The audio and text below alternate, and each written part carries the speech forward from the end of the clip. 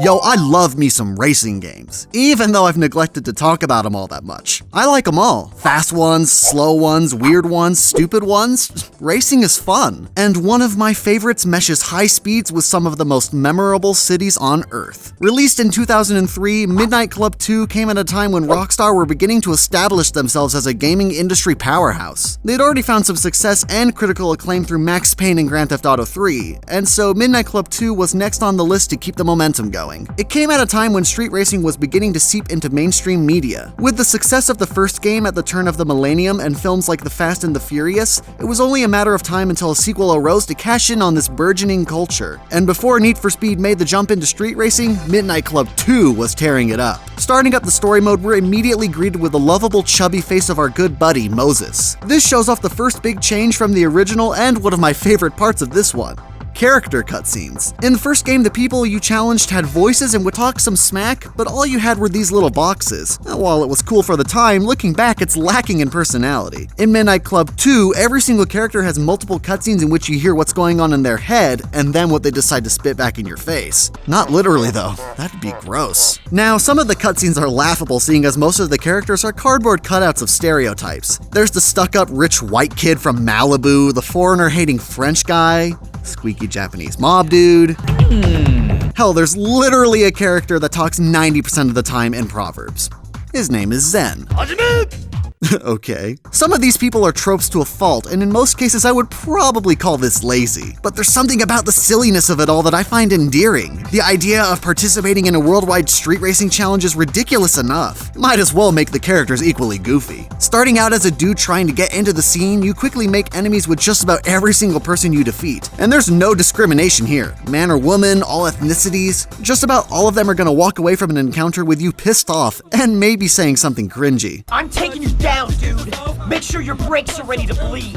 It's the character these characters bring to the game that help it stand out to this day. I can't think of another racing game that had this much personality until Need for Speed Most Wanted. And even then, it didn't have this kind of interactivity with the person behind the controller. As you progress, it's exciting to pin a face to the voice talking smack through your car stereo, and even better to see them get all worked up when they lose. Back to Moses though. Starting out, he gives you a rundown on the ins and outs of the street racing world. If you want to race someone, you've got to approach them. Once you find them, flash your high beams to signal your intent, then if you manage to follow them to the meeting place for the race, it's game time. Once you start racing, you can spot the differences from other titles right away. We aren't penned in. This highlights the second thing I adore about this game: openness. MC2 takes you through 3 cities as you climb the ranks: Los Angeles, Paris, and Tokyo. And they're surprisingly large and detailed for the time. There's famous landmarks, tons of shortcuts, and a whole mess of traffic to drive through. While it's fun to explore these cities and learn their many streets, it's the racing where things get crazy in a hurry. Now, most racing games pen you into a circuit, not allowing you to stray from the intended route. While there's a nice level of strategy involved in this, sometimes it can grow a little stale. Midnight Club 2 doesn't care about this though, instead giving you a sequence of checkpoints to hit before you reach the finish line.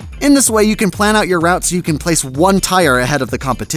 While the first race with Moses is essentially a straight line, by the time you race Dice, the champion of LA, you'll start a race where the first checkpoint is much further down the road. Right from the get-go, you can decide on how you get to that checkpoint and proceed from there, and it makes the experience much more exciting knowing you have a lot of possibilities for how you approach each race. Some races even start you off with all the checkpoints available. Instead of going one by one and deciding how you go between them, you can jet off in whatever direction you want right away. These races are insane, sending you even further out across the cities as the game gets more difficult. Oftentimes, you'll have to experiment in how you approach them.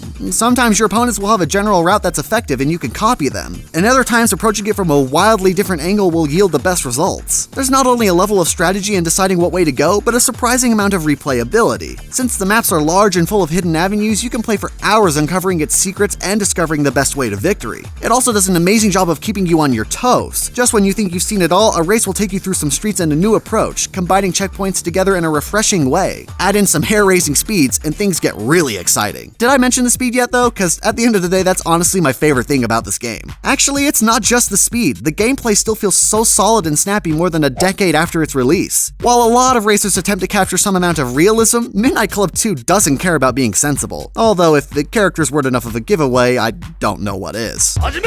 Quite a few driving games employ physics that require require an extensive use of braking and general driving techniques. Maybe you have to account for over or understeer depending on what car you pick. More than likely, the cars will have a lot of weight, and understanding the course layout is paramount. Midnight Club 2 also puts a large emphasis on driving technique and understanding the aforementioned city structures, but the focus is different. I say that because most of the time you don't need to brake all that much. Instead, it's either full throttle or tapping the handbrake to pitch your car into a slide. As a result, you can maintain a high level of speed around corners, giving the game a nice sense of flow. Well, when you're not getting spun out every time you hit some traffic. Hate that shit. It also means the faster cars you acquire, the greater speed you can retain as you drift through tight corners and weave through oncoming traffic. It makes for gameplay that will constantly have you on the edge of your seat, and it only gets crazier as you progress. What makes the racing completely bonkers, though, has to be the nitrous. Now, the way nitrous works in real life is fairly simple. It allows the engine to burn more fuel by providing it with more oxygen, resulting in a greater delivery of power. Or, well, that's essentially how it works. I mean, I'm not a scientist. And while I can't attest to how realistic it's been used in film, I can confirm that its use in Midnight Club 2 is completely ridiculous. Moses tells you that a squeeze of the nitrous will give you an extra boost when you need it. What he meant by extra boost is more akin to a throw you back in your seat 0 to way too fast kind of thing. Want to fly down a long straight at ludicrous speeds? Hit the nitrous button. Want to catch so much air that in real life your car would instantly shatter upon impact, killing you? Hit the nitrous button. Want to blast off the glass pyramid and over the Louvre? No, seriously, hit the nitrous button or you won't make it. The thing is, you only have so many cans at your disposal. You do get an additional can for each champion you defeat, but that will still only amount to 4 cans before you face the world champ. So, while it's incredibly useful in catching up to the pack or pulling further away when you're ahead, you have to decide if you're going to save one for the end or go all out earlier on to establish and maintain a healthy lead. Again, there's a nice level of strategy involved that'll keep you on edge, and I enjoy how actively you need to think to win. To me, this is what a great racing game is all about: engaging gameplay, loads of strategy, and a hint of wackiness. Midnight Club 2 managed to take all of these aspects and create something unique, providing openness to a genre that was largely caged into certain aspects. Just a couple of years later, we got Midnight Club 3, which expanded the formula even further. Set in 3 US cities, it gave players more vehicles and ways to customize them. Yet for all its added flair with the cars, it lacked some of the personality that made 2 such a success for me. It gave characters names, but none of them had that in-your-face attitude that made its older siblings so goofy and charming. While I played hours of it and overall think it's a better game, it never quite hit me like 2 did. I still revisit Midnight Club 2 to this day, and it always feels fresh upon boot up. And dare I say, I don't think we've had a racing game with such a silly mix of gameplay and characters. I don't think we'll get a game like this in the near future, but at least I can always return to it and give it another go.